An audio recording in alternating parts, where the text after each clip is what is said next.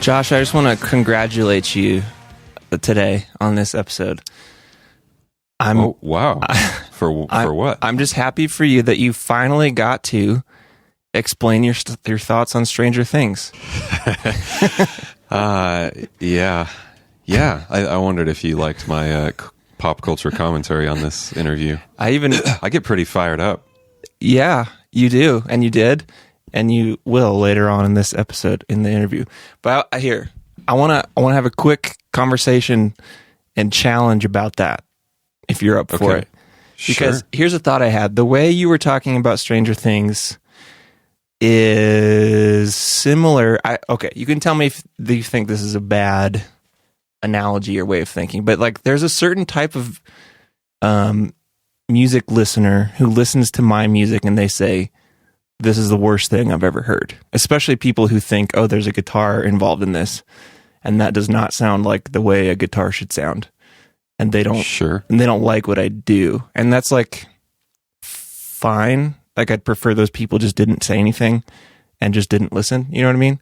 Sure. Do you think that could at all be analogous to the way you think about Stranger Things? Because I always err on the side of like, well, if people enjoy it, that's fine. Do you know what I'm saying, kind of? Sure, of course it is. I think Stranger Things has become my catalyst. I think that's the proper use of the word, but it's just like one example of many. And just the simplest way to say it is like, of course, if you enjoy Stranger Things, that's fine. Right. I don't think you're a dumb person for enjoying it, some hypothetical person. Not at all. It's, I guess it's just my snooty. Well, I just struggle to recognize any, and like even the conversation about reboots and I guess superhero movies, I'm still just like, man, if people like it and if it's a decent movie, like some of the superhero movies have been pretty good, I think. And I'm just like, a movie is either good or it's bad. I don't, and I don't have any problem with the Star Wars movies if they're good. I mean, I just don't. I feel like I'm sort of I always come at conversations like this thinking about the side of the people creating it, which I totally understand. Like those movies and shows have so much more money and people involved, and I'm just one guy creating a thing. But at the same time, it's like I feel like all this stuff is so subjective, whether someone likes it or not. And there are bandwagon people, and maybe that's a problem. Maybe it's not. I don't know. I just like, I don't know. I don't know really where I'm going with that. I felt some parallels between the way you were talking about Stranger Things and the way guys who think guitars should be used to shred Van Halen solos listen to my music and say this is bad. You know what I mean? Right. Yeah. Yeah. I hear you. Everything is certainly subjective, and anyone's own taste is fine to have. And I don't think my taste is better. I think, here's a way to maybe phrase it. In that I think what I say on this interview and what we're saying now, it represents to me perhaps just a lowering of the bar of what we culturally think is quote unquote good. So for example, let's say, I don't know, that down the road, people will stop reading Ernest Hemingway or John Steinbeck, and all they read is things like Hunger Games and Divergent. Sure. And that it's kind of like, well, Hunger Games and Divergent might be entertaining and fine, but are we setting aside something that is maybe more challenging to our thinking and not just pure entertainment? Right, and I'm all for being more cognizant of that stuff. And it seems to go back to, just the idea of an echo chamber. Like that's a problem, maybe more of a problem now than it ever has been. But yeah, just you can get into, like, I like Harry Potter, so I'm just going to read all the Harry Potter books, and then I'm going to read all the people who wrote books to make money off the people who read Harry Potter books. You know what I mean? Like you can do that now. And I agree that that's bad. And but I don't know, would you say that has more to do with money? Like people just see that you can cash in on stuff and it's like actually being detrimental to our creative intake as human beings? Would that be a way I to think describe there's it? definitely an element of that. Yeah. I think that's what's fueling all the reboots and remakes. And Yeah.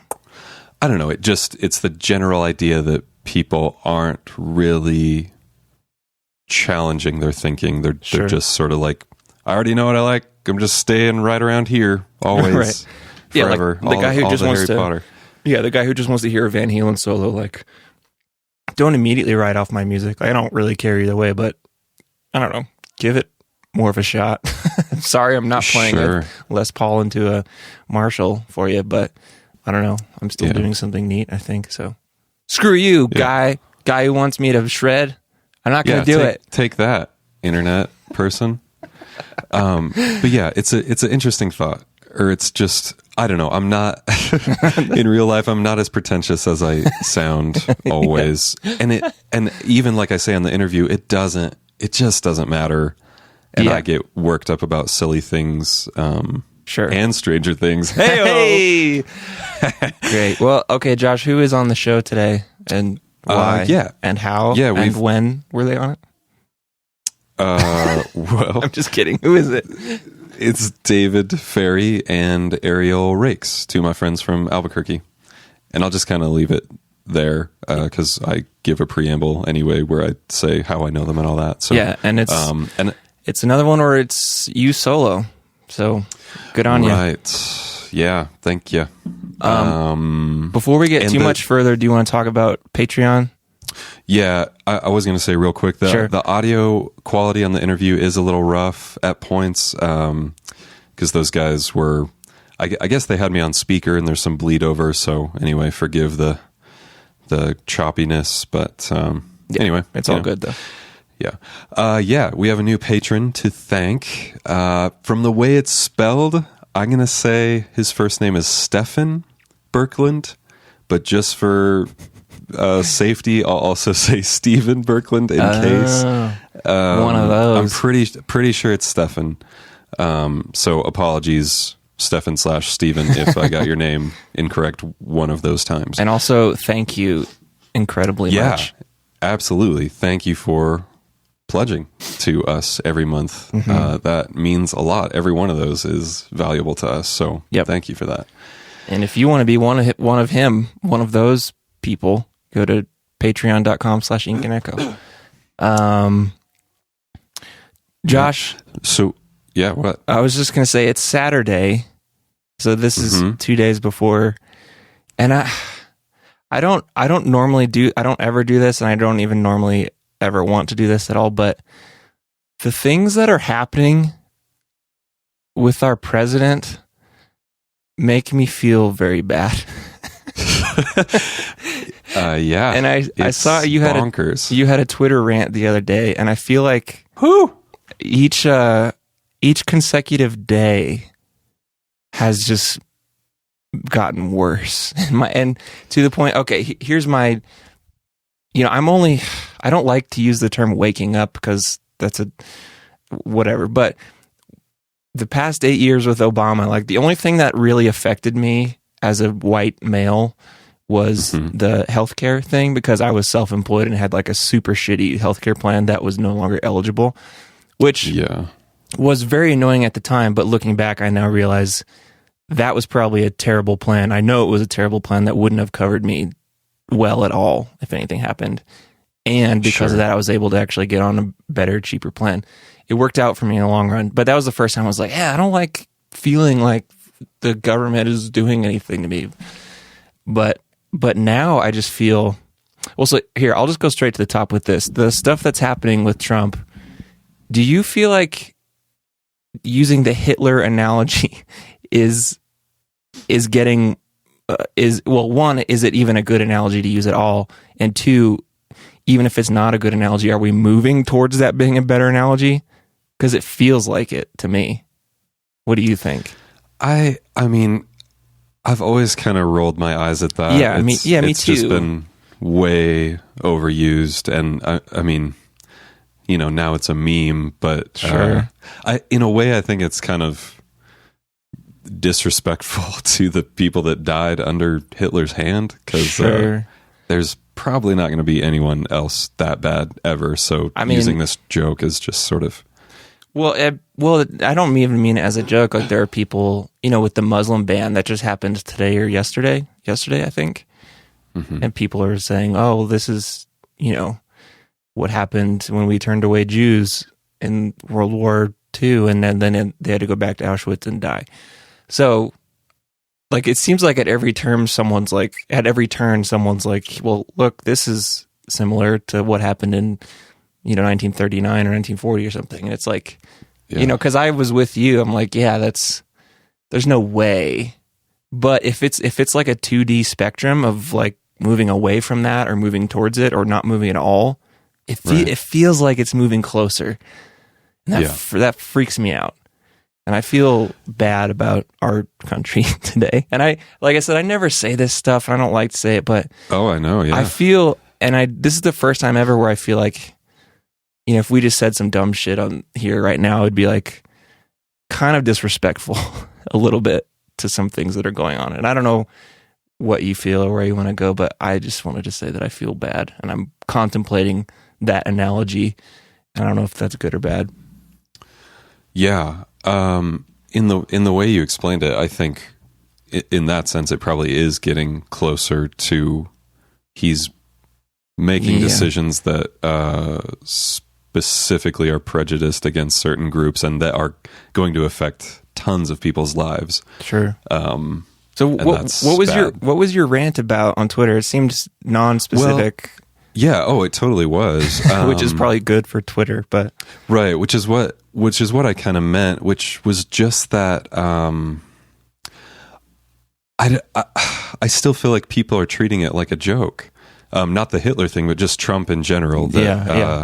It tends to be mostly millennials that, I don't know, I made a comment, something along the lines of, we think we're insulated from actual danger, right, or destruction coming to our country. And I don't want to be doom and gloom guy, but it's like, this seems now very possible that an actual threat could come to our country because of the things that this guy says. And I just don't understand these young people who are just like, Trump, he's so ridiculous. Ha ha. Isn't this so funny? And like, it's still a meme, and they don't understand that it's going to have huge implications. It already does.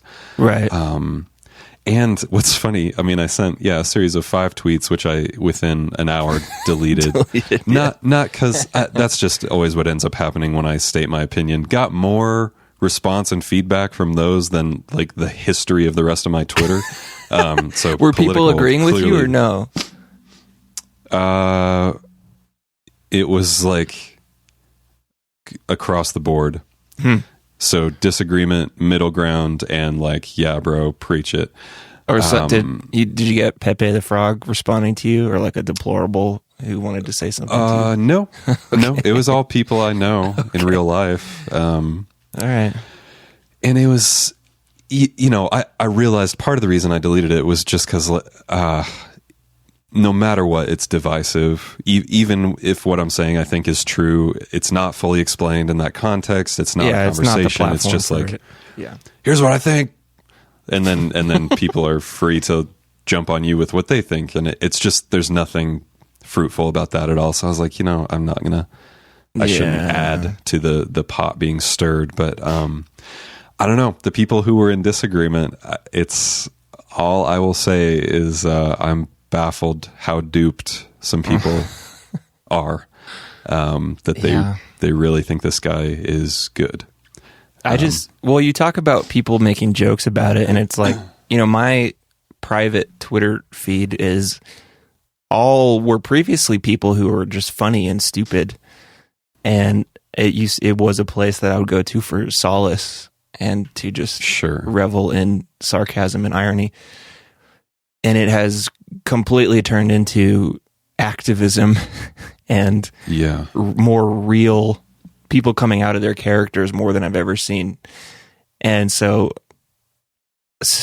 I still, that's kind of where I'm getting my news. And so, and for one, I don't know that that's a great thing, because Twitter is its own little echo chamber. the people who do their thing there, I don't know if that's a great place to, I know it's not a great place to get all the sides of any sort of conversation, but it just seems like there's so many things that are popping up that I'm having to consider or choosing to consider that I can't quite, there's some things I've landed on, but there's so many things that I'm like, I think there needs to be a more nuanced conversation about it. Like the whole, the Richard Spencer thing, him getting punched. Did you familiar with that? Yeah. It's great seeing that guy get punched. And I loved all the videos people made of putting different songs under it. But, then there's the Christians who are like, well, we shouldn't return violence with violence. And it's like, well, these people literally want to commit genocide, so maybe we should punch them. And it's like, I don't know. I would love to punch that guy. I love to see him get punched, but I do sort of agree with nonviolent stuff. I don't know. It's just like there's so many things that, like, when people just react and they're like, "Yeah, punch all Nazis." I'm like, "Well, like, wait," and then people say like, "Don't punch," and I'm like, "God," just that little conversation has enough to kind of give me too much dissonance in my head. So, and I'm sure there are people who are like, "Well, you got to just do something," and that's the other thing is I don't really know what to do aside from, I guess, call a congressman or senator. Or, I don't know. So I'm just overwhelmed and sad by things in a way that I've never been before. Yeah, I am completely with you. I'm left baffled by the things that happen almost on a daily basis, and just David Bazan said he thinks it's going to get truly ugly, and I think he's right. Of course I hope that we can like collectively survive the next 4 years and that no true damage comes to the country, like in a real sense, as far as people losing their lives or but yeah, it's scary. It's impossible to live in this, and you can't even really get away from totally. Well, I was going to ask you, talk of him. Where are you seeing this information mostly? Where are you getting the news?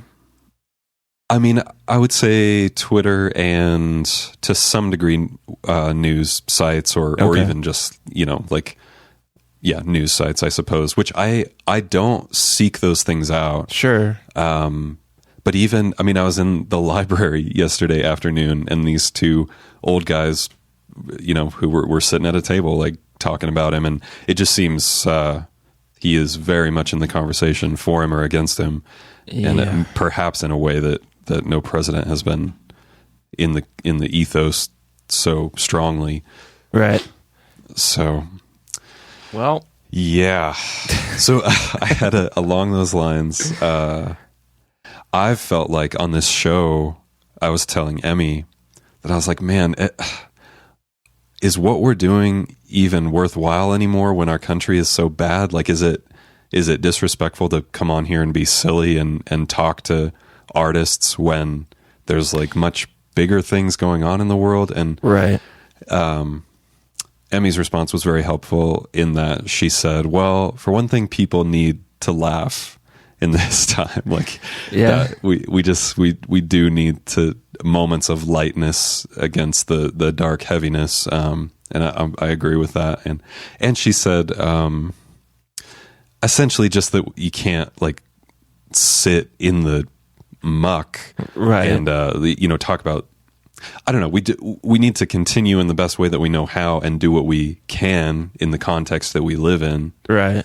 But don't stop just because the country feels like very volatile and uncertain. That's one thing I don't like either. Is the over duality?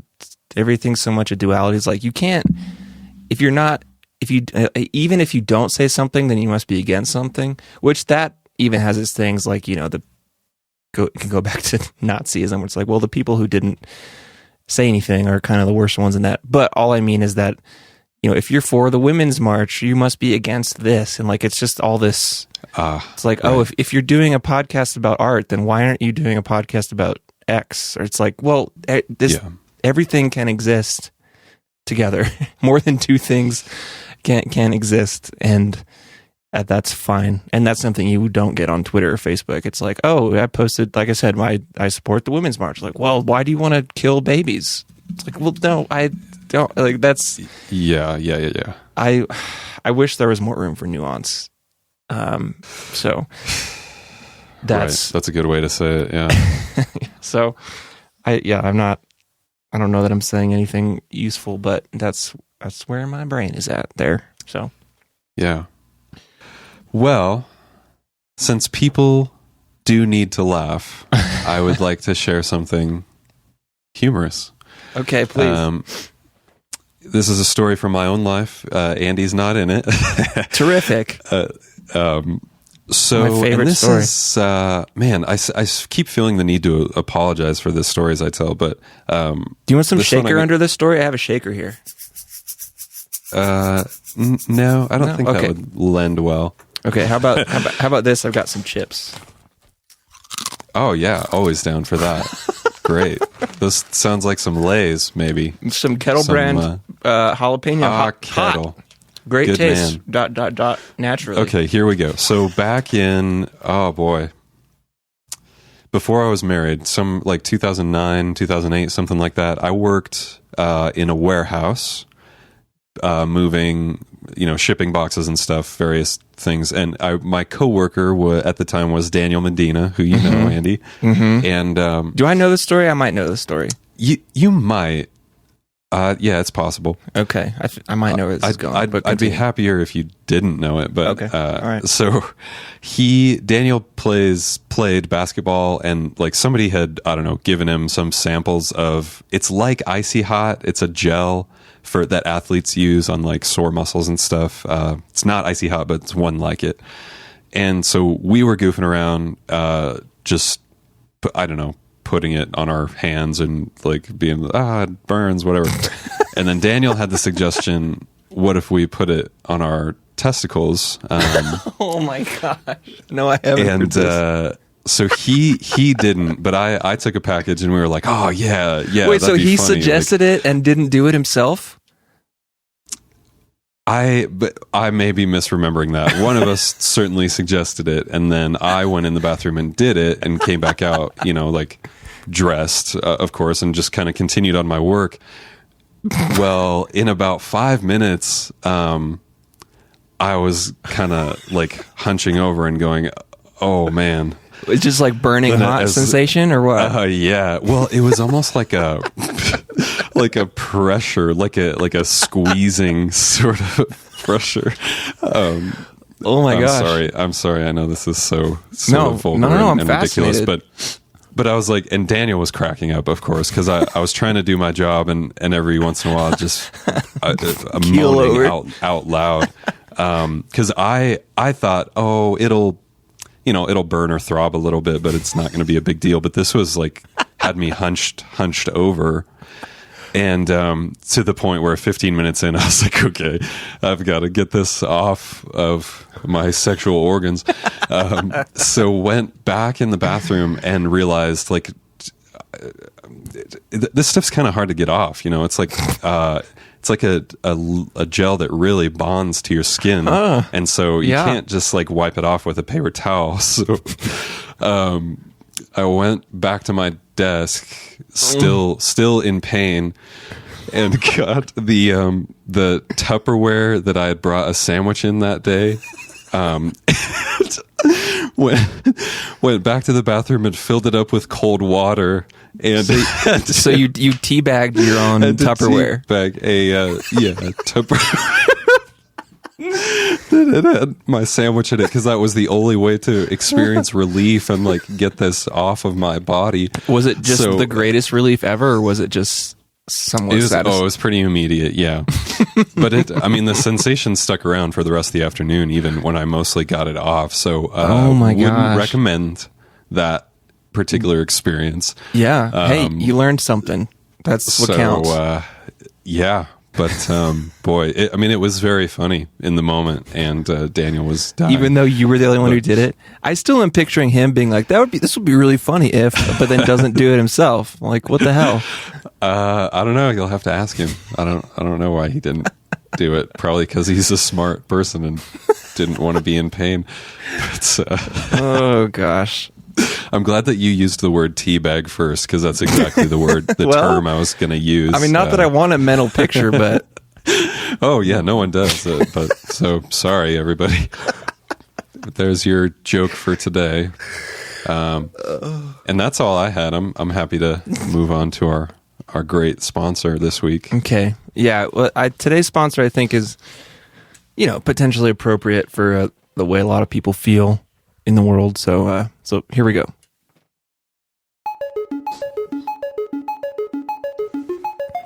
Say there, are you living in a tiny house, but you still think it's a little too big? Are you out in the world? There's just too many people. There's too much sunlight. There's too many things going on. Things you don't understand. Yes. Things you don't like. You know what I'm talking about? I do. Well, that's where our friends at Narrow Apartment come in. So we're talking about the tiny homes that are too big. Well, these guys got the tiniest home you'll ever see, and it's the darkest and deepest hole you could be in. And so what the fine people at Narrow Apartment do is listen to this. It's a one-time fee. You can throw away that rent payment garbage. You just got to do this once. One payment of $1,000. You get a custom house where you lay down in it and it feels really good. You got enough room for you to lay down, and it's dark, so you get a plot of land. You put your Narrow Apartment in it, and then you lay down, and the nice man comes and he fills it up with dirt, and so then you just lay there, and it's quiet and it's dark, and you never have to pay rent or see anybody or see the sunlight ever again. So if that sounds like the right thing for you, please don't hesitate to call 1-800-NARROW-APT. For the quietest sleep you'll ever have for the rest of your life. So thank you so much to Narrow Apartment. Great. Man, I'm going to order one right after this. So this will be our last podcast. I've been ready for a good life's sleep. Okay. And now let's talk to my old pals, David and Ariel. Okay. Hey folks, Josh here. Just wanted to give a quick preamble to this interview to give you a little context, because we just jump right into the conversation and you might not know what we're talking about. So David Ferry and Ariel Rakes are friends of mine from Albuquerque who own a production company together called 8292 Productions, and they do a lot of commercial film work. They have completed a feature film together, and Davy and Ariel worked on the first, or the only, live-action music video that I've ever done for Abraham the Poor, my band back in the day, for a song with a horribly hard-to-spell and pronounce title because it's in French. The song is called Quel Horreur, and that can be found on YouTube just by searching Abraham the Poor. In fact, you know what? I'll put a link in the show notes. So anyway, you can see something that Davy and Ariel and I all worked on together back in 2011, I think it was. So anyway, when the interview begins, that's kind of what we're talking about. And lastly, Andy doesn't join us for this conversation because he was busy that night seeing Black Map with Mark Engels, who we just talked to. So he was enjoying a show, and these guys, just this night happened to work best for them, so I went ahead and talked to them on my own, and it was great. And lastly, at the end of the last 20 or 30 minutes, we nerd out hard on Lord of the Rings and The Hobbit. So if you're not down, maybe just skip over that part. But don't miss the beginning of this conversation, because Davey is a very dedicated fan of Lord of the Rings, Tolkien, Peter Jackson, all that good stuff. So without further ado, I'll get out of here. Enjoy this conversation with Davy and Ariel. No place to lie down, rolling too many pounds. We circled around the town center about 4 angry times. If you ask me about it, then I'll probably. So how did we're just jumping in, so we're in it. How did 8292 even come about? 8292 started. I started doing a lot of video stuff. So, geez, how to start?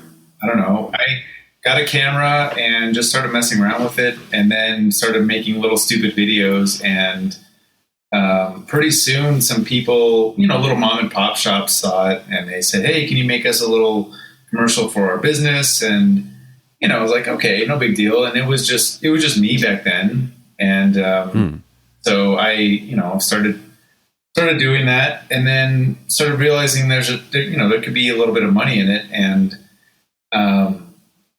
my brother at the time was also interested in joining up and just seeing what would happen. So we kind of collaborated and came up with the idea of 8292, which is my birth year and his birth year.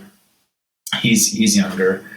And that's kind of how it started. And I'd met Davy before that, through mutual friends, and I don't know, we just, he'd been doing his stuff under his Lindalay company. Right. Uh-huh. We just, I don't know, started collaborating together, and my brother ended up going on to join the Marines. So, he didn't really have any interest anymore, but the name was already there. So we just kind of started, and that's what happened. And then, at first is little videos of whatever, and it just kept on growing. And, we're excited about where things are taking us now, and all the new opportunities and bigger clients and bigger, concepts, more creativity. I mean, everything. We're just like, we're thrilled. Right. And Davey, you were around the time that you guys kind of came together under the umbrella of 8292. Were you already done at Reel's channel, or kind of phasing out, or what was that transition? Like mentally? Yeah. Like they as a company weren't going down, but you were totally over it? Or both? I don't know. So I still work at Reels. Oh, I didn't know that. Oh my gosh. I did not know that. I'm sorry. No, it's fine. It's one of those things where it's like such an easy gig that it's totally worth my while to just keep it as a day job with consistent income and benefits and stuff. Because what we do, we're doing really well, but like we're both in a situation where we have day jobs, so it's not like we're pressured to make this be a full-time thing. It's getting pretty close. It's been growing the last couple of years a lot. Okay. But we're limiting our market a lot. Like we don't do most. We probably don't get or turn away most of our jobs or most clients. Yeah. We Gotcha. We have a very specific niche that we want to do, and so it's Albuquerque is not a good market, so. Yeah, we've been just figuring that out, and we're trying to spread beyond Albuquerque and stuff. So, anyway, like we're letting our day jobs carry us until we're ready to make the jumping point. But right, we're not really in a rush because things are moving along nicely. So, yeah. Okay. Awesome. I'm sure that you understand that too, Joshua, as an artist. It's like when you have the ability to do what you really love, but be very specific about the clients that you work with and the jobs that you take, it's kind of a freeing thing. And fortunately for us, we have that opportunity to be able, to not 100% rely on the production company at this point. It's like absolutely letting it grow kind of naturally and very specifically for what we want to do. And once we get to the point where we're ready to jump in full time, then we'll do that. And until then, we'll just kind of, keep, doing what we do. Yeah, absolutely. No, that's an excellent attitude to have towards it, and a really good. I mean, and I'm in a similar boat, not in that I have clients in what I do, but just in that my day job is kind of funding and allowing me to continue making things until it's my full career, so to speak, if that day ever comes. But I don't know. It's good. We've talked about on this show before just how a day job and that regularity and having to be somewhere it can actually fuel creativity for one thing, but also just, I don't know, having a level of I'm like preaching this to myself, having a level of thankfulness that there is somewhere to go and that I'm not scrambling for the next piece of art that I make to like pay my bills for the next 3 months or something. Anyway, that was kind of a tangent, but yes, so I very much get where you're coming from. Right. And so, well, and I think, just to add on to that, I think it's hard to be really true to your art when you have to do that. And I think that could sound extremely pretentious of me, but that's why, we completely realize that we are blessed to have that opportunity to not, to have the best of both worlds. So anyway. Right. Yeah. So what are your guys' actual roles in the company? How do clients come in, and when you're on a production, what do each of you do? Or do you wear a bunch of hats, Well, yeah, I mean, at this stage we kind of do, but basically there's three of us that are part of the company. Ariel basically does anything to do with camera, so he's the director of photography, he shoots everything. He is also probably the head creative as far as like content. What we really pride ourselves on is our ability to come up with creative content and not just make stuff. And that's what we want to do. Sure. So he's extremely creative, and he like has a really natural understanding of how advertising works in commercials. So he's sort of the lead in that. I usually do the most of the editing, and I usually direct. I think it's more so, but it just kind of just fell into place that way. And then we have Brad, who is our producer, and he helps a lot with the technical stuff and the paperwork and things with clients and whatnot. So, but as far as Gotcha. when we're shooting like a commercial, we'll have a full crew. We'll hire a bunch of people to work on it. Sure. But as far as just full time, sort of, we're the three that run it. Okay, gotcha. Have you noticed, so this is a long preamble to get to a question, but when we were shooting my film, my DP was talking about how everybody good in Denver in the film industry, they either get out of school and they're super green, they gain a bunch of experience, and then they immediately move once they're good enough. And they either move to Albuquerque, LA, or Atlanta, of all places. So my question is, have you noticed, are there crew people that you used to use all the time that have ended up leaving town for, LA or somewhere else? Or has everybody kind of stuck around, your core people?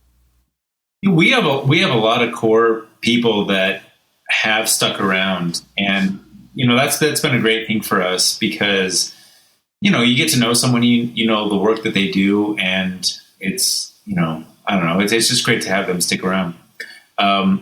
Because Albuquerque is so thriving as far as big time narrative movies, and a lot of stuff out of LA.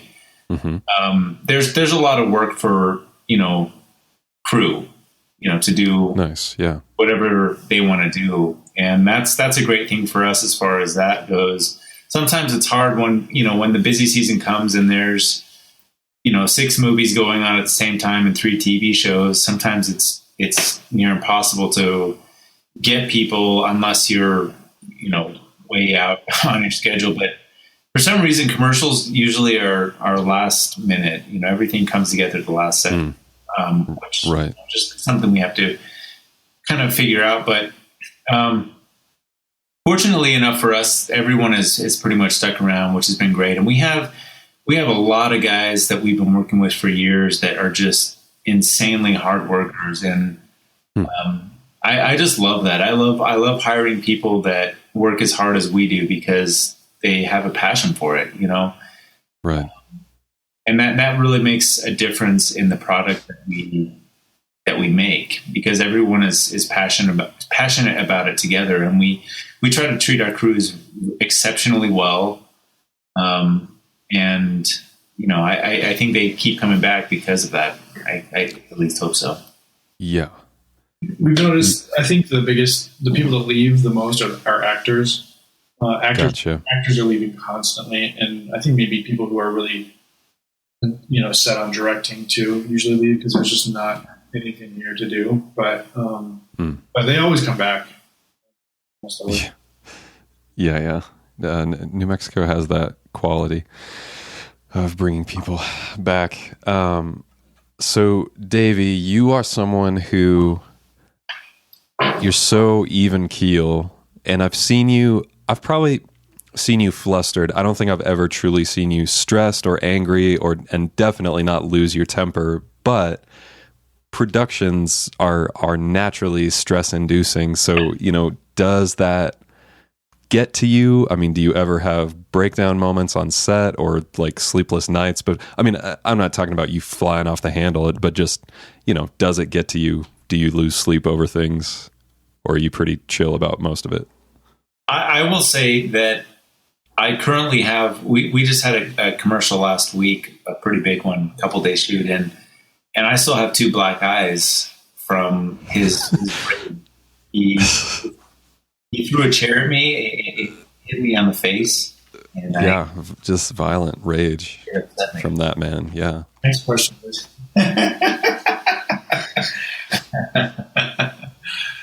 Davey is like the most easygoing, nice person that you will ever meet. He's never been mad in his life. Stressed out. I think I've in some ways learned how to deal with it. Maybe, I don't know. I don't know who's going to hear this, but I guess it doesn't matter. We currently we've been working with this ad agency a lot, and they're amazing. They're great to work with, but it can be stressful because there's a lot of creative minds like clashing. So like, gotcha. You know, like our shoot last week, there were some moments where it's like we're trying to do our vision and they're trying to, you know, push their vision. You know, it's great and we all learn and come out of it better, but it's like it's stressful. Totally. But we're learning how to get through it. Yeah. I mean, yeah, it's, I don't think we ever, I think that the way you sort of, I think that your personality sort of, sets how the mood is on set. You know what I mean? Like, yeah, certainly. The way Ariel and I are, I think sets the mood, and we're both really easygoing and hard to get angry. I'm much easier to get angry. And gotcha. Maybe doesn't get angry. I get frustrated way more easily, but I think that one benefit that we have working together is that we know each other so well. We know when the other person is like at the limit, and we'll take a break, or we'll, you know, it's mostly because honestly, both of us are such perfectionists. We sure. will not settle for something that we know is not right. And when we're being pushed to do something that we don't have a vision for, that's when we get flustered. I think that's a part of, natural part of any creative process. It's just learning how to deal with that, learning how to continue continue your work, not let anyone else know that that's going on, and keep everyone motivated to be doing the best job they can. And it's a learning process. I mean, that's a huge part of what we learn every project. Totally. It's hard, but I think based on what I've heard from most or a lot of people in the industry, like I think we're pretty unique and exceptional, and that we don't really let things get to us that much, and we don't like have the ego thing going on at all. So it's like there's not a lot of like I just hear all the time people just how horrible the set is and how horrible the director is, and it's everyone feels used, and I don't know. So we've never really had a problem with that. We're usually pretty easygoing, especially when we're working on like our own project, like our films and stuff. It's really easygoing then. It's literally just the way we want to make movies is just how can we make this fun, and how can we make it creative so that we're not like locked to a schedule and like storyboards. Basically, we're just kind of like to leave a lot of room to be creative when we're out there. So it's usually pretty easygoing. Yeah. Yeah, that's excellent. And definitely found that to be true. Just that on the limited experience that I have, the director, producer, first AD really set the tone and the attitude, and can make or break a day big time. So before we step into the garden, because I want to spend a decent amount of time there, but so 8292, if it could be like the ultimate, your vision of like exactly what you would want it to be as far as you guys are doing it full time, would it be mostly still the commercial work? Would you ever do a feature under this umbrella? What's the ultimate end goal, I guess? I think the ultimate goal. So when I started the company, even being as green as I was, what I wanted to do was have a company that had complete creative control. Yeah. I really, we love working with ad agencies, but we consider ourselves capable of doing a lot of that work, and being creative and coming up with stuff, and also being able to produce the content that we come up with. And so it's like, and we worked with several of these companies before, kind of an all-in-one company, and that's been my vision, like my dream, was to have that sort of company come together. And we're there. We're just it's just a matter of time, where it's just a matter of growing and getting more experience and knowing how to reach out to the right people and get connected with the right people. As far as films go, absolutely. We want to do whatever is inspiring to us, either commercially or narratively. If it's a short film, it's a feature, it doesn't matter. Like, if we are inspired, we want to make it, and we want to find the avenues to do that. And it's, going back to being able to, have other jobs that allow us to do that. It's amazing, because we really, I think this is true of Davey, but I know for myself personally, I am so passionate about being creative and artistic in the way that we want to specifically. And if it's not that, then I'm just really not interested in it. So, I think any artist could appreciate that and I don't know, feel for that or whatever. It's not the right. Yeah, I know what you're saying. We're not going to just make corporate videos because we can do it and we have the resources. And sure, we're going to do really inspiring artistic commercials that move us in a way and that we feel creative. Our creative outlet is being exercised or whatever. Right. And so that's the main thing. And then for me, I'm always going to want to do films. I think that's where I feel like I can really express myself. Yeah. But I'm at this stage very open to both, and hopefully, we can do a bunch of commercials and then have a budget to make a movie. Right. Yeah, I would love to see that happen. And real quick, this made me think of something. Ariel, you were or still are a pilot at one point, correct? Yeah, that's correct. Yeah, Okay. I applied for the airlines, and yeah. So sometimes it's a challenge. Davy and Brad are a huge help, and they take a lot of the workload off of me to be able to do that. And Gotcha. so, yeah, it's a great thing. I'm going to try to make it work as long as possible. But like Davey said earlier, when the time comes to make the jump, we're going to make the jump. Yeah. But for now, that's what I do, and Yeah. just kind of adapt. I end up doing a lot of work on the road, which is fine because I have a lot of time. So Sure. Yeah. yeah. Yeah. And the reason I sort of ask is that in a way you came to the film stuff a little later. I mean, I'm not calling you an old guy. I just mean it wasn't like at 16 years old you were like playing with cameras and learning about gear. I mean, unless you were, but it's just interesting that you had a very established career. Like most people probably assume if you're a pilot, you're probably going to be that forever because that's a solidified job, Right. So then it's just interesting that you've transitioned into and obviously have grown in your skill set as a DP. Yeah. I think that the cool thing about it is that you're never too old to do anything. And my entire life, I've always been creative. I just didn't really know what that looked like. How I wanted that to be developed. But at the same time, I always wanted to be a pilot. I mean, since I was 5, I wanted to be a fighter jet pilot. You know what I mean? Yeah.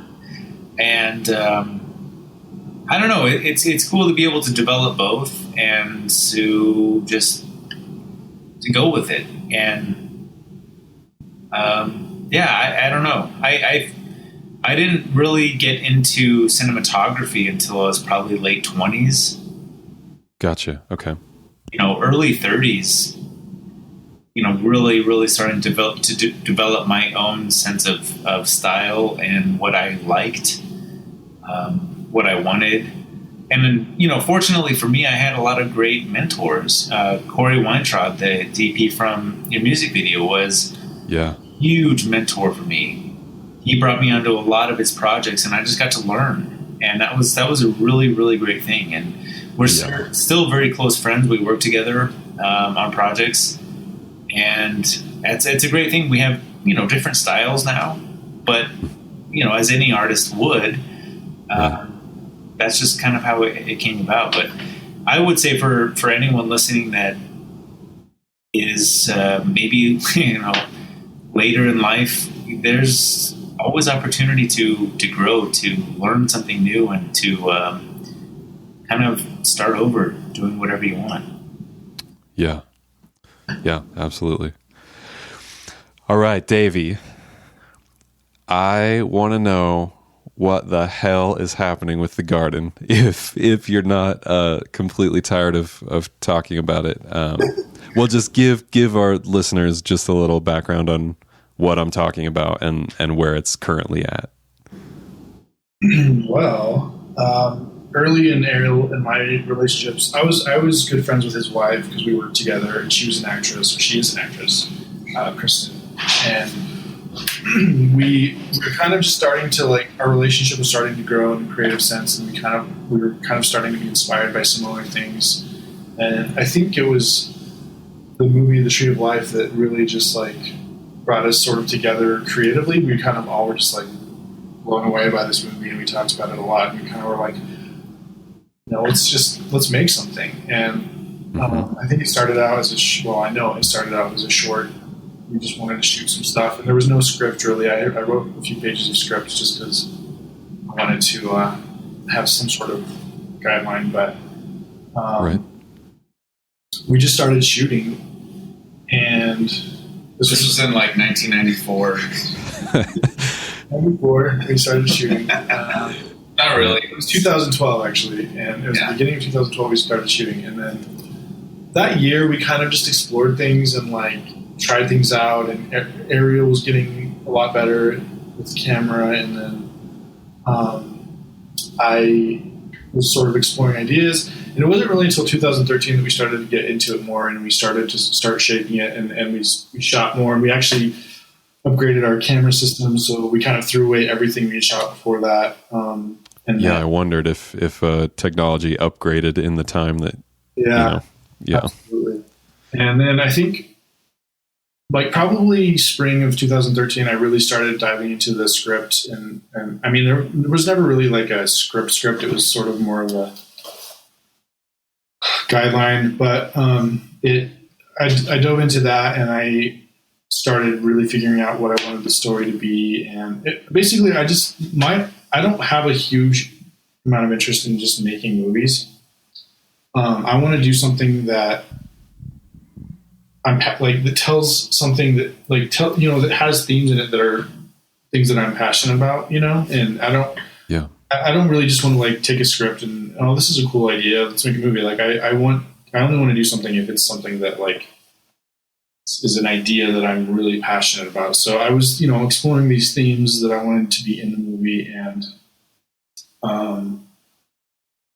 we started shooting a lot 2013, summer and fall of 2013. And then I think it was at the end of 2013 that I just really went crazy and finished basically a script.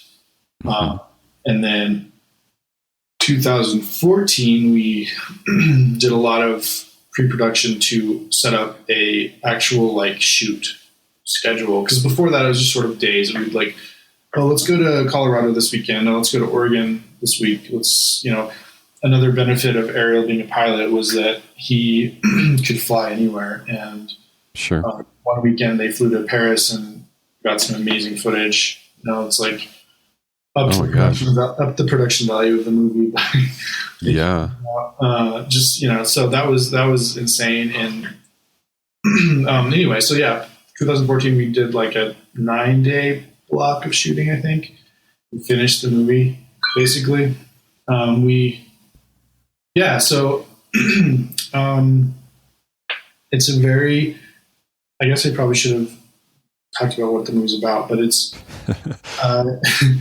it's basically about a woman who she's sort of going through an early midlife sort of crisis, and she loses an opportunity that she had been working towards for a really long time, and it sort of sets her on this journey of finding herself and reevaluating what she wants and what like she had dreamed about when she was a child, and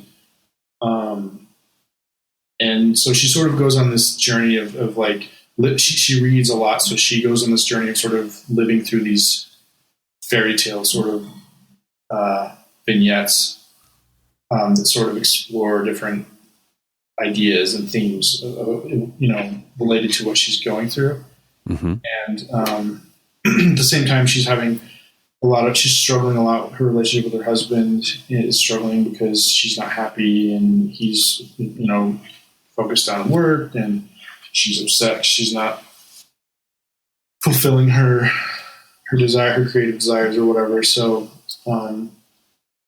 basically just explores what she goes through and what conclusion she comes to, the conclusion she comes to after sort of going on this journey, I guess. And it's a hard thing even for me to describe, but it's a very visual experience, and that's kind of what we set out to do. Yeah. More so than like have a really specific plot. It's just a visual experience, and I love that. I mean, it's been done now mostly for almost 2 years, and we're still like there's been little things like the score wasn't complete, so it took a while. It took a year for the score, but basically it's been shaped for about 2 years, and I still love watching it. Yeah, which I think is awesome. I don't know how other people are going to feel when they watch it, but sure.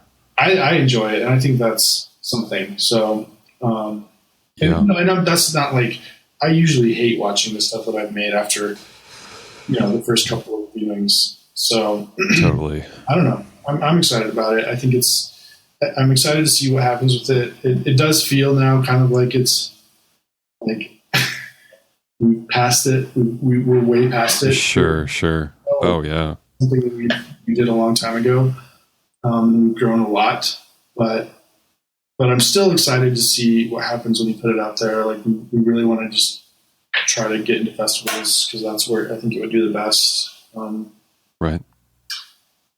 So yeah. Yeah, absolutely. So it's totally cut together. Is it like colored and sound is mixed and all that? And you basically, like where the sound is mixed and the score is in. It's the one thing that we're struggling with is color, and we're very close. We're very close. It's been a battle because our colors moved out of state, and so now it's just if you don't like make time, like a lot of time to just focus on it, it's really just like 6 months fly by and you're like, oh my gosh, 6 months just fly. And it's like really crazy, but it's very close. And so, yeah.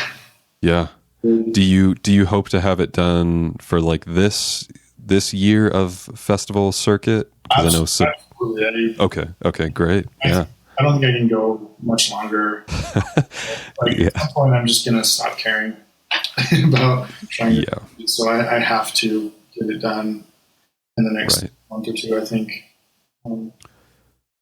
But yes. Yeah. Having the final pieces be in someone else's hand and they don't live in the same city is daunting. And the whole, I mean, even I know you're done cutting it, but like my short that we shot in October, it's been done since October, but with a child and a day job, I'm being like a big baby, but my time to edit, because like an idiot, I decided to cut it myself. My time to edit is like 1 to 2 hours a week because it's usually in the evening. And, when it gets to 8 p.m., your child is finally in bed and it's like, well, I could go cut for an hour or two, or I could just watch Netflix. And it's just like the worst middle ground to be in, to have something done, but it takes so much effort to just go work on it and truly finish it. So anyway, not to make that about myself. I just mean, I sort of feel a little of that. It kills me that it's dragging out so long, and I should have just hired someone to cut it together because they could have been done by now. So that's that. It's much as hard as that is, and I can relate to that. It's much worse when it's somebody else who you're relying on. And with this movie, we didn't have a budget. Like we never did. We never said, okay, we're going to make a movie, so let's get some money. We just started making it, and it just kept happening. We got people to volunteer their time. And so then when it came to the score, we're asking somebody to basically do it for free. And this is like a good score, not like, it's there's a lot going into it. And so that took a really long time, way longer than I thought. And sure. So that was really frustrating. And I was hoping that the color would be happening simultaneously, but again, we're not paying colors. So it's just sort of when he has time. And, all of these people are amazing, and they're giving us their time, and they're so committed, but it's just when, you're really the only one committed. You know what I mean? Like you're the driving force, and you have to make it happen. And sometimes you not have the motivation. I can motivate myself if I have to, but trying to get other people is hard. Yeah, absolutely. Yeah, because they're to every outside party, it's just one of many things that they're working on. But to you, it's like your heart and soul, and your name is going to be on this at the end. And you realize quickly as a writer director that it's like nobody cares about your thing as much as you do. So, which is a good lesson learned. I mean, my theory when we started the garden was, what? If you want to make movies, make them, and don't worry about anything else. And I still sort of feel that way. But I also think it's in some ways irresponsible to, having experienced all of that, I think it's in some ways irresponsible to just say, okay, I want to make a movie. I don't have a budget. Let's do it. Because in my mind, like always, post-production was nothing. Post-production was, I had complete control of that. Wasn't worried about that. It's the production part of it that's hard. And as long as we can get through that, everything will be. It turned out that post-production was the biggest nightmare because just having to have other people helping on it and without money, so sure. I would very much, going to it again, say, you've got to have a plan, a budget, something. Otherwise, you're going to spend half a decade or longer trying to make it happen. Right. Yeah, no kidding. So after, where you're at now, it sounds like you're not so deterred or over it that you would never set out to write and direct again. Like, you just said you wanted to make films. So do you have any other ideas or scripts that you're playing around with? You don't have to reveal them, but just, do you have any ideas for the future? Yeah, we actually started another project. Right on. I kind of started the idea maybe a year and a half ago. I came up with this sort of basic concept, very similar to how I did the garden. There wasn't any sort of plot. It was just like the themes that I was interested in conveying, and it had a lot to do with being a dad, of course, because that was my new passion that I had no idea what it was before I was a dad. But anyway, so that was sort of something that was kind of brewing, and then this last summer, I think we were kind of getting burnt out a lot on stuff. We had some hard projects, and we were feeling sort of like our creativity wasn't coming out, and we just were like, you know what, we just have to do something creative. And so we sort of did a very similar thing to what we did with the garden, which was, let's just go out and shoot stuff, and with a very basic idea. And so we started shooting something, and with the intention of it just being a short. And honestly, right now I have no idea where it's going. We're still trying to figure that out. Actually, we just finished the trailer today. We made a trailer because we like to keep things sort of moving, and the trailer itself is sort of like an artistic expression. It's it's a way for me to express myself and keep sort of my relevance going as far as a filmmaker or whatever, you know what I mean? So that's certainly in my mind. So anyway, we have a trailer, even though we don't have a story or we're not done shooting, but so we're gonna reveal that very soon. It's pretty awesome. I'm excited about it. But nice. But yeah, so we do have something going, but who knows what it'll turn into? And right. Yeah, I definitely want to keep that side going, and I do a lot of writing. I didn't used to write too much, but the last couple of years I've been writing a lot, and I think I've written at least a few scripts. So, who knows? Yeah. And would you try to raise any funding, or would you just kind of do the same thing where you try to get volunteer work for this next project? No, we're past that. Unfortunately, not unfortunately, but we're definitely at a place where, unless we were to go find college kids, which we can't do because it's just we need people with experience for our level of what we're trying to accomplish. So we have to pay people. And that's that's not a bad thing. It's just we found ourselves in that place. It's we want to go shoot this weekend. Well, we have to have an AC, so we got to pay them. We have ACs that are close friends, but they're going to have to take off work or whatever to make this a priority. So we got to pay them. We got to pay a person to do wardrobe or whatever. So right. Yeah, we're definitely in a place where we can't do this for free. Gotcha. Okay. And I wouldn't want to. And yeah, so yeah, that's been sort of a setback. Is okay, we want to make a movie. How do we get it funded? Because we're not exactly. We have a really close friend who makes great stuff, and he's very commercial with his style. And gotcha. Okay. He struggles. It's a huge struggle to get funding. So us with our very like, you know, our very like avant-garde style and just whatever we want to make, you know, it doesn't matter what people think. We just want to make what we want to make. You know, getting funding is not realistic, but I don't know. It's an interesting thing. I don't know. I know there's a lot of ways of doing it, but it's unfortunately neither Ariel nor my area of expertise, nor are we passionate. Sure. We just want to create stuff. So we need somebody that can help us with that aspect of it. Yeah. Money. That's. I mean, if you know anyone that wants to give money, then, just an angel investor. Hire them to give us money. Yeah, totally. Absolutely. I'm so ignorant about the whole festival world. I mean, is there any chance that, you know, say the Garden did well at one or several, and, you know, is there prize money? Is there any notoriety that comes along with that? I think the biggest thing for the Garden for us is exposure and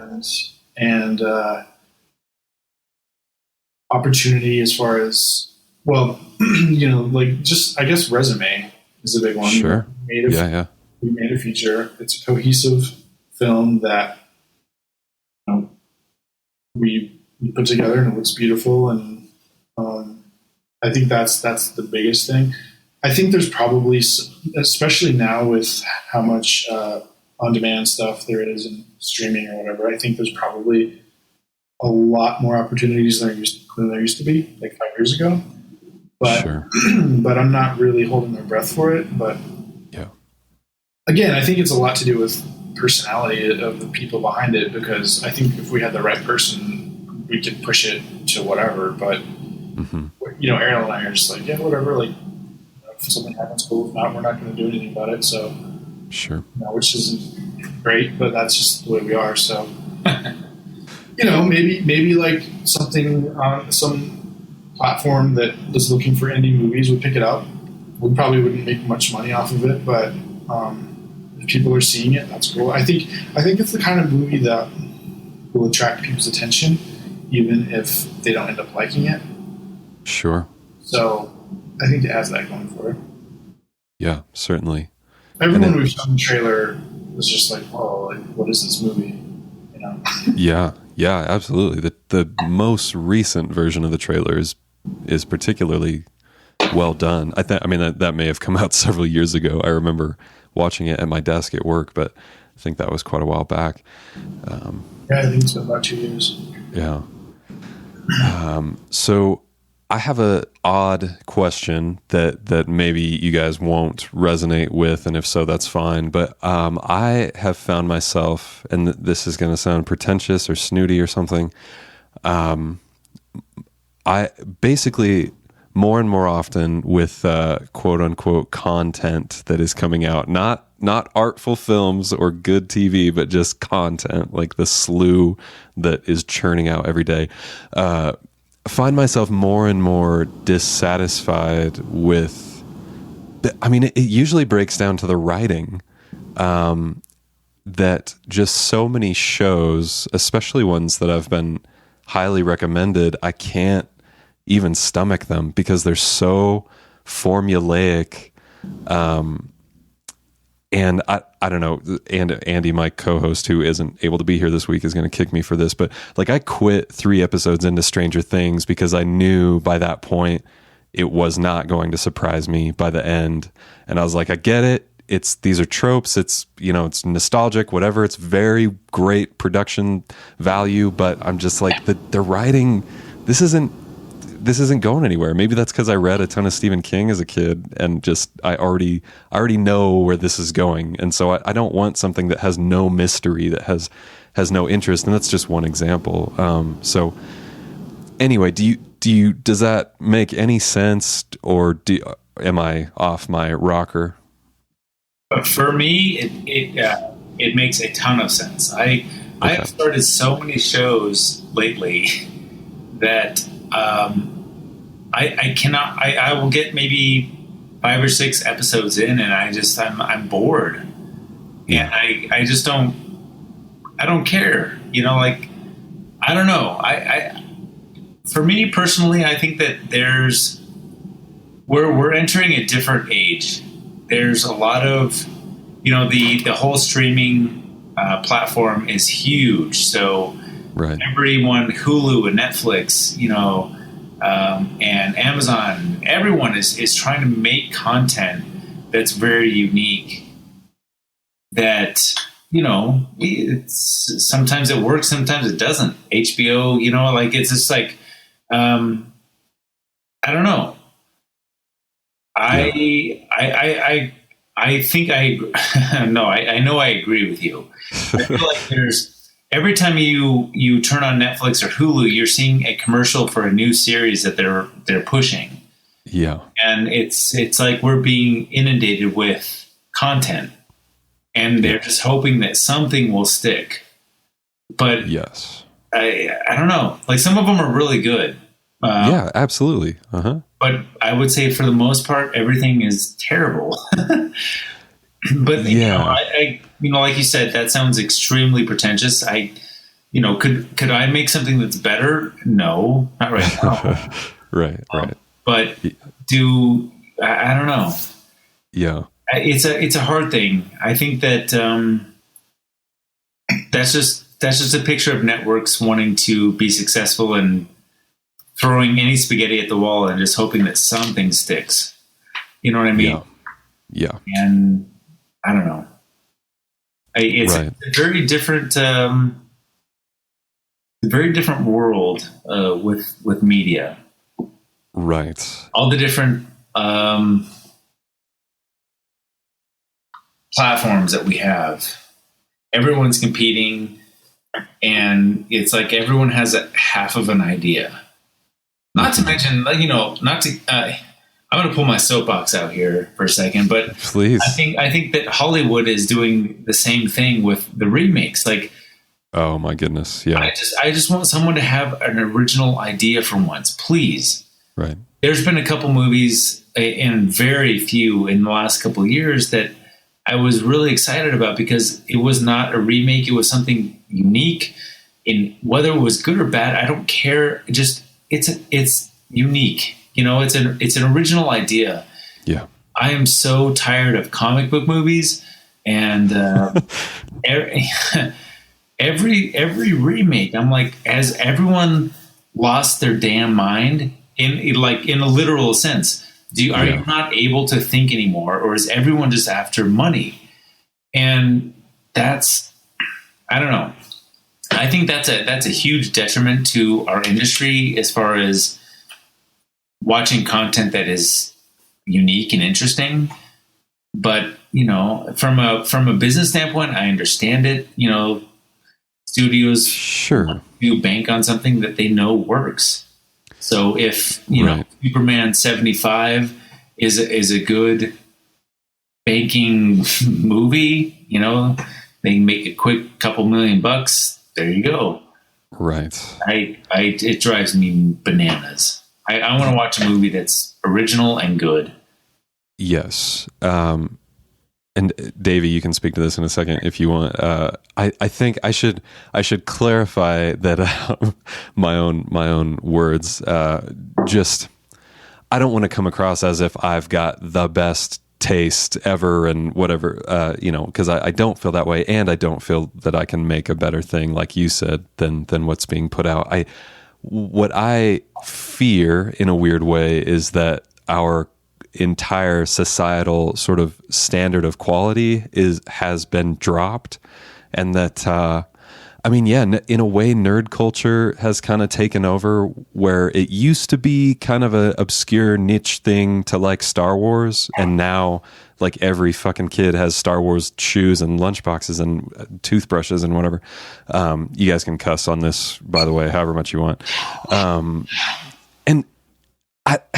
Things like, it's like, who was asking for a Tarzan live action? Who was asking for the Power Rangers movie?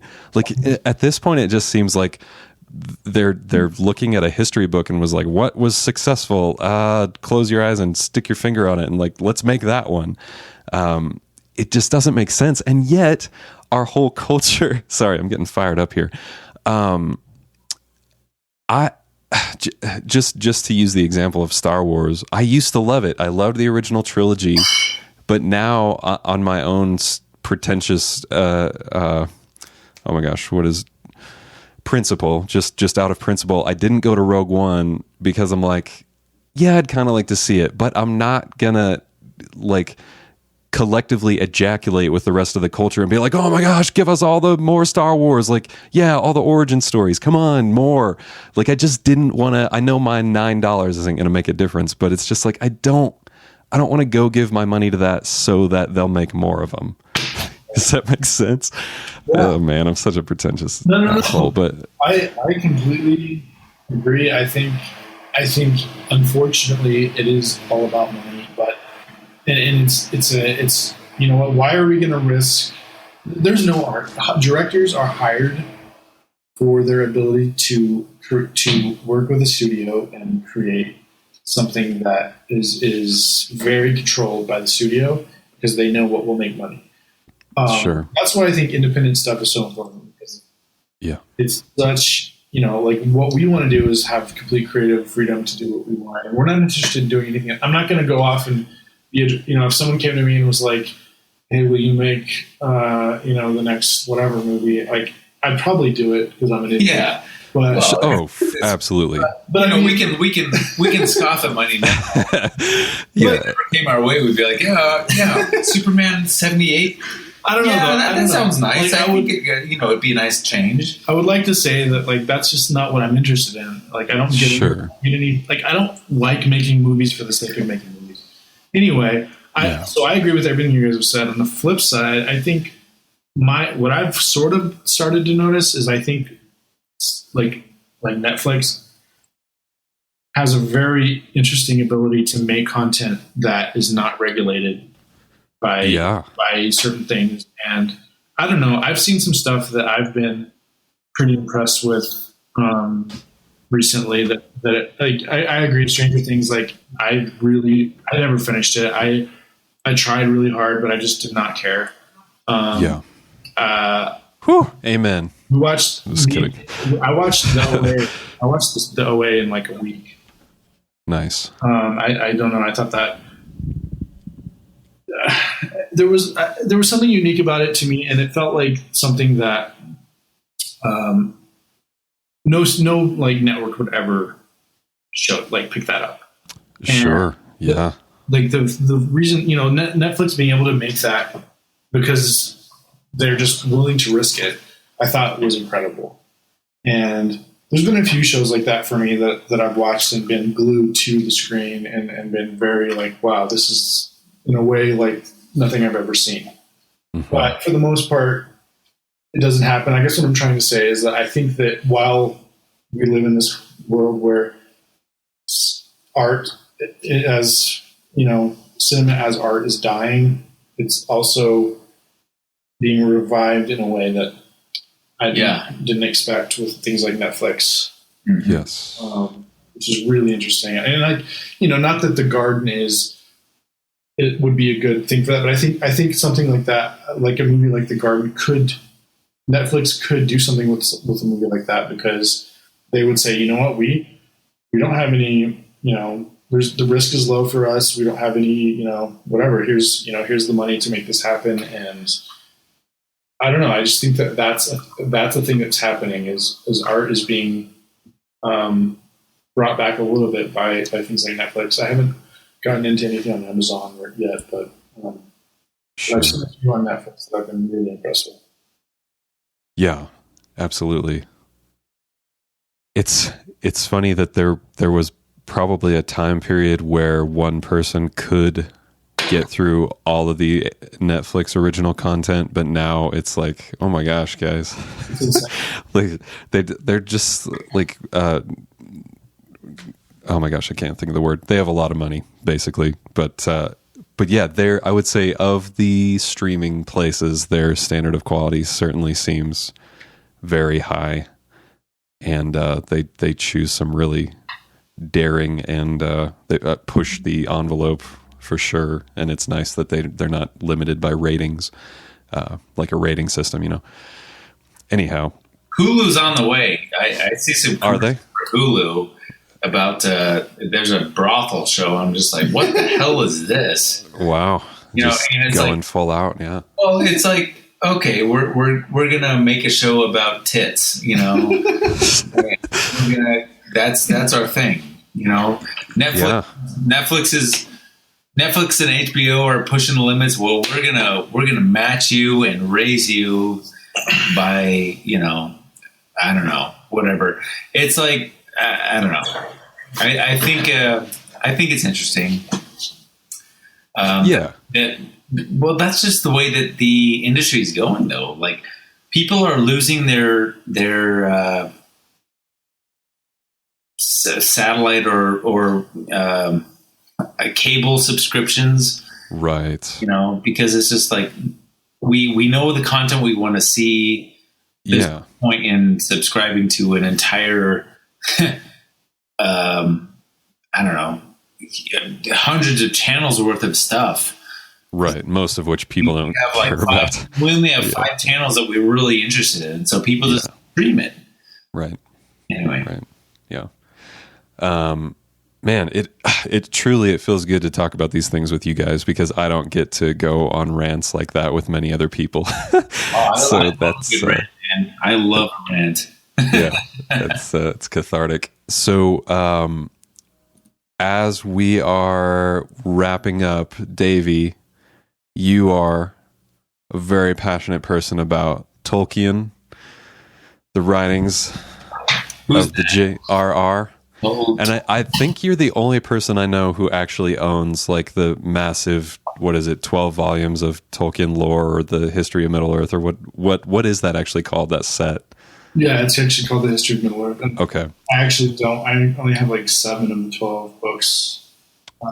I started reading it, and I realized, like, I mean, I'm pretty committed, but that one is like, it's not like other. It's not so much like other content as it is. Here's how he wrote this book, and here's gotcha. Draft. Here's his next draft. Here's the next draft. So that kind of, I think it's interesting, but it's very tedious. It's like, Okay. Yeah. Does your passion though for Lord of the Rings and The Hobbit still remain? Yeah. Definitely. Or is it kind of fizzled out? Okay, gotcha. That's good. Yeah, I'm very. You should see his office. It's ridiculous. Like, well, it's being built right now, but it's going to be really epic. Yes, it's going to be awesome. Well, if you Tolkien. If you just Googled like Lord of the Rings shit, and then like everything that would come up would be stuff that's in no. That's let's see. Like, okay, epic shit. That's where I think you're wrong, because I hate like fanboy stuff. And like everyone's always like, "Oh, are you gonna dress up or whatever?" And I'm like, "No, I have no interest." You gonna cosplay some Aragorn? I have no interest. I have no interest in like. He's lying. He's wearing a Gandalf costume right now. Like, he has a huge gray beard. You shall not pass this question, baby. To me, it's the world that inspires me, and like, I don't want to like have Lord of the Rings action figures. I want to have like things that make me feel like I'm in that sort of world. You know what I mean? Like, I want to like I want my office to look like an English pub, and it's just going to happen that there's like a lot of Lord of the Rings art, because it fits that sort of tone, right? And that sort of fantasy sort of thing. But yeah, I mean, I like to do it in a much more classy sort of adult sense. He does. I'm giving him crap. He's always gives me crap. Yeah. He's very controlled about his Lord of the Rings love, and right. I don't know. Yeah, I like that. Yeah, I do too. I do too. I love that Davy is passionate about something. Like, right. I love seeing that. Really, I love when anyone is passionate about something. Because I think the worst thing that can happen to someone is just to be ho hum in life. You know what I mean? Like, I don't really care. I'm going to watch football. You know, whatever. Like, if football is your passion, that's fine. But I want people to be passionate about something. Yes. Even if it's hating Stranger Things. Just kidding. Yeah, absolutely.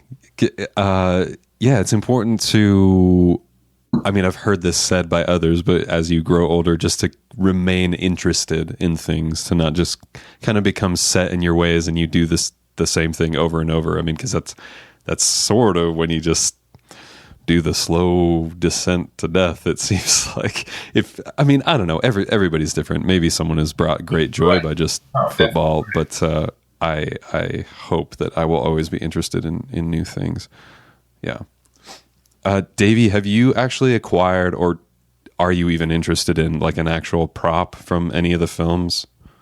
Or is that on the fanboy category? No, like, okay, so that would be interesting to me. I mean, like, so I'll have like swords, you know what I mean? Like from the movies, or like, he says he'll have swords, but what he means is he has swords. Like Gandalf's staff, like sitting in the corner, it just sort of sets the tone of the room for me. But it's like, yeah, so I mean, that's the thing. Like, the art of the movies is so huge, and it's such a huge part of why they're so good.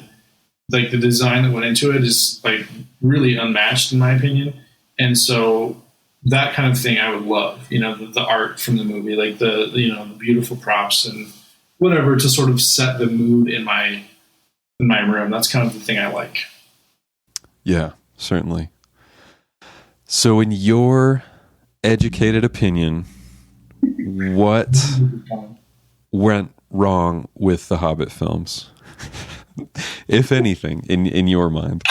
Everything. Because everybody shit all over those, and I, through some research, came to understand, like, Peter Jackson was under enormous studio pressure, and they just really rushed him through it, is my understanding. He didn't have the time. So anyway, yeah, what's your... I think he didn't have the time to prep that. Like, on Lord of the Rings, he did pre-production for about 2 years. And on The Hobbit, he didn't know he was directing The Hobbit till probably maybe 6 months, 6 to 8 months before they shot. And I'm very passionate about this, so I could talk about this for a very long time, so we'll probably have to cut off. But I think... Go for it. I think what he did directing those movies was so incredible, because he did not want to direct them. He didn't want to compete with himself. I mean, it's like he made this epic trilogy that was like the most critically acclaimed trilogy of all time, basically. It won like most of the awards it was nominated for. Millions of awards. He could not have, you couldn't have done better. And yes, then to like go back and say, okay, I'm going to do this again. He didn't want to do that. And I think in him deciding that he wanted to do it because he was passionate about it, and not because he was trying to keep his ego. You know, there was no ego, there was no money. Like, it's just literally, he was like, you know what? Having spent the last 2 years writing these scripts, I'm really excited about it and I want to do it. And I think that's amazing. And I wish he had more time to prep. I think that the art in the art design in the movies is still really good. Like, I know that there's a lot of, you know, the dwarves are kind of like, you know, weird, and they kind of went crazy with the dwarves, but I respect the reasons why they did that. And I think the art is top notch, just like it was in Lord of the Rings. I think a huge amount of the aspects that brought everything together to make Lord of the Rings amazing, I think was there. I think that there was a lot of rushed stuff. I think the writing wasn't as good. I think there's a lot of good writing in it, but there's a lot that wasn't as good. And I think the acting was pretty, for the most part, phenomenal. I think a lot of the acting in The Hobbit was better than Lord of the Rings. Interesting. I think the frame rate thing was a big one. And it's interesting because before The Hobbit came out, I was very much like pro. I don't know if you remember all this, but there's a lot of like the high frame rate thing. Oh yeah, absolutely. And I was very pro. Like, I was like, this is awesome. Like, Peter Jackson is taking a risk and he's trying something new because people are losing interest in movies and like, or losing interest in going to the movies. And sure, in the cinema experience, yeah. Super, super pro. And I like shot people down all the time for like being against it. Then I go in and watch The Hobbit for the first time, and I've been waiting, basically 10 years for this. And I was so devastated. Like, oh man, the way it looked, just, oh my gosh, I hated it so much. And yeah, something about the motion just doesn't look right to the human eye. The way, like shit. Well, it drew. First of all, he obviously went way heavy on CGI with this, which like I wish he didn't, but I don't hate him for doing it. But so they drew attention to the fact that it was so heavy CGI. I feel like everything that was CGI was like, oh, CGI, screaming CGI. And yeah, it looked like British television almost. Yeah. Like things are moving too fast and the blur rate is kind of off. And it's like, what am I looking at? I mean, there were some scenes where I was like, wow, it literally looks like I'm looking at something that's happening, like real. But a lot of it, most of it was just really disorienting. And so that, I still think it was a bold decision to do that, and there's a lot of people that like it. Like, I've spent the last 5 years on these forums and things, and a lot of people really like it. So I don't think it was a complete failure, but I certainly don't think it was a success. And I hate it. I would never do it. But still, it was a bold move, and I respect him for that. I think that he still had the same passion for it. Like, I don't think he had for The Hobbit. I don't think he had the same need to prove himself. You know what I mean? Like, yes. I think the like struggle to like, you're a nobody and you're taking on an insanely massive task. Like, you're just going to be different than if you are like at the top of the industry. Everybody worships you and you can do anything you want. And yeah, there was a lot of studio pressure, but I really don't buy that was a huge factor in a lot of it. Gotcha. I think a lot of it was just, I mean, I think they rushed it, yes, but I think a lot of it was just, he was doing the best he could, and he I think he had the same passion for it. I just don't think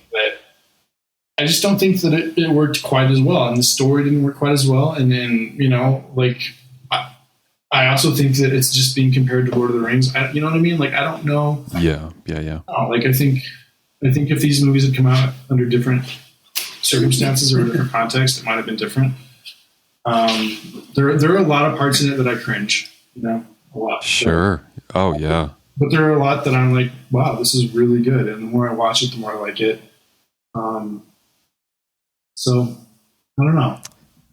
Yeah, no, that's valid. Good argument. I'm really glad. Like, my perspective has definitely changed a bit, because for the first couple of years when they first came out, I was very like defensive, but sure. But like, I think now, like, having spent a couple of years watching them and thinking about it, like, I definitely think Lord of the Rings are better movies. But sure. But I think that the Hobbit movies are definitely underappreciated for what they are. But yeah, and I think a huge amount of it, unfortunately, is just CGI, which is it's sad, but right. Whatever. Yeah. On that note, I did notice. So I mean, I don't have a 4K TV, but I bought the first Hobbit on Blu-ray, the extended one, when it came out, and it didn't bother me nearly as much watching it at home. Like, the CGI, it kind of restores that cinematic effect when you're watching it, at least on my home TV. Yeah. So that healed some of the wounds. But yeah, I think Lord of the Rings are so elegant, and they had very well-placed, smart snippets of humor, Whereas The Hobbit, it's sort of like you're perhaps wrongly going into the first one just expecting this another very elegant, beautiful, epic experience, and it's then Radagast comes in, and then they have the song of the Troll King or whatever it is, and it's kind of like, at least my forgiveness factor kind of kept getting broken down by these moments where I was like, oh man, like we're singing now? What is this? So anyway, for what that's worth, probably not very much, but No, totally. A lot of people felt that way. I think a lot of people were thrown off by songs and stuff, and it's different for somebody who's coming at it from a very Tolkien, like, the movies, the books, both Lord of the Rings and The Hobbit are just packed full of songs, and they completely cut them out in Lord of the Rings, which I get why, and because for that very reason, because it just takes away from that sort of elegant, serious tone. But they sort of embrace it a little bit more in The Hobbit, and I kind of like that they did that, but it definitely changes the tone. It definitely gives it a different feel. You've got all these goofy characters instead of really elegant characters, and I don't know. I think there's just a lot of things that went together to make it not as impactful, and people wanted Lord of the Rings, and you weren't going to get it. And I think I've always said that's the biggest downfall of The Hobbit, is that it wasn't that people expected Lord of the Rings. Sure. So last question on that note, which of the three Hobbit films is the most rewatchable for you? Which do you think is the strongest out of the three? The first one. Yeah. Okay. Nice. Yeah. The first one. I when the first one came out, I was like, well, I kind of hope this next one's get just a little better. And I think they definitely went further and further down whatever path wasn't working. Right. I still like them, and I still think I think there's a lot of really powerful stuff in the third one, but the first one is the one I like watching. I just enjoy watching it. I enjoy watching the more lighthearted stuff and just seeing like it take its time and just you're just sort of experiencing things. I like that. I see why it's not like a huge critical success, but I like it. Yeah, certainly. Well, this has been great, guys. I enjoyed this conversation thoroughly. Did Ariel just check out and leave the room because it's Hobbit talk? Yeah, I hate this. I mean, rightfully so, but but yes, thank you guys. And where can the folks find you on the old interweb? Find your work and find 8292productions.com. Sweet. Pretty much everything that we have ever done ever. Well, that's not true. In the last couple of years, it's all there. Right. We do have a website for the garden, but I think probably most of, or at least the trailers, can be found on our 8292 website. Yeah, right on. Good way.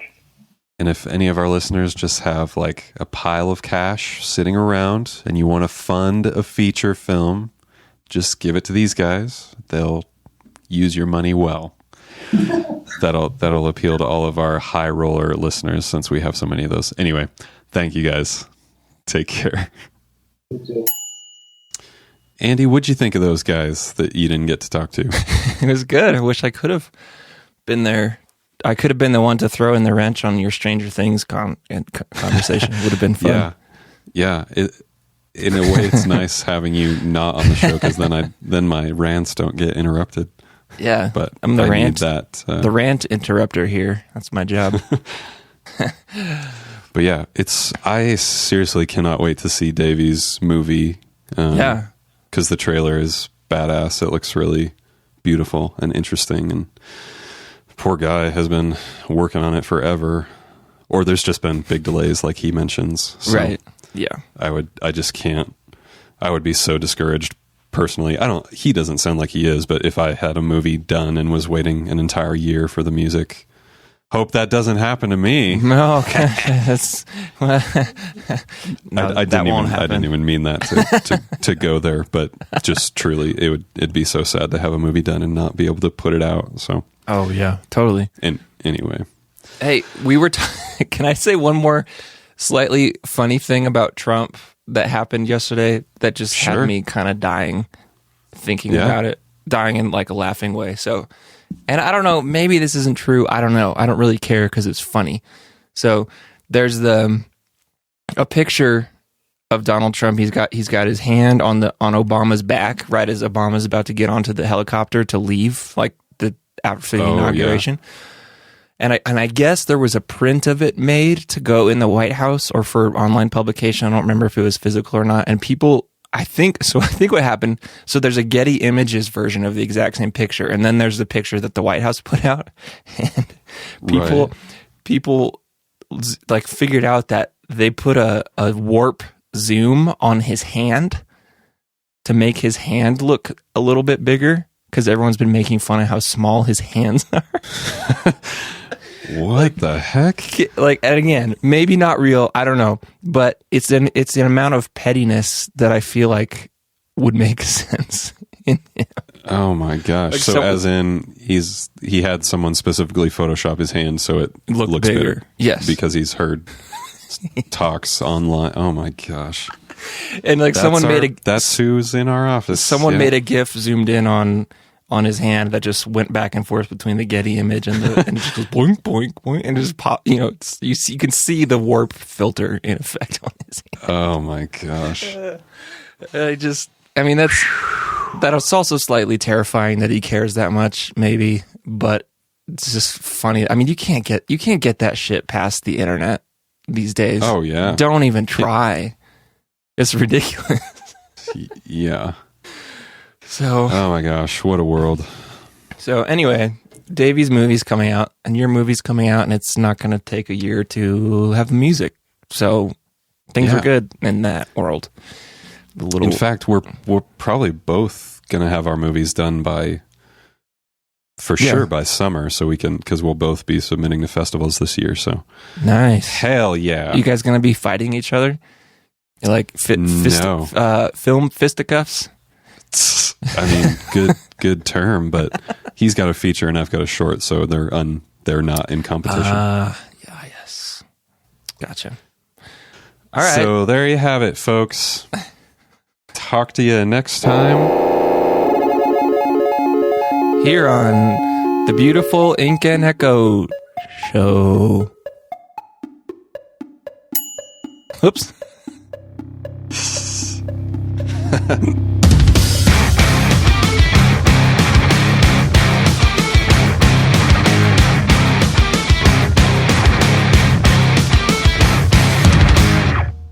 Good afternoon, Ken. Thanks.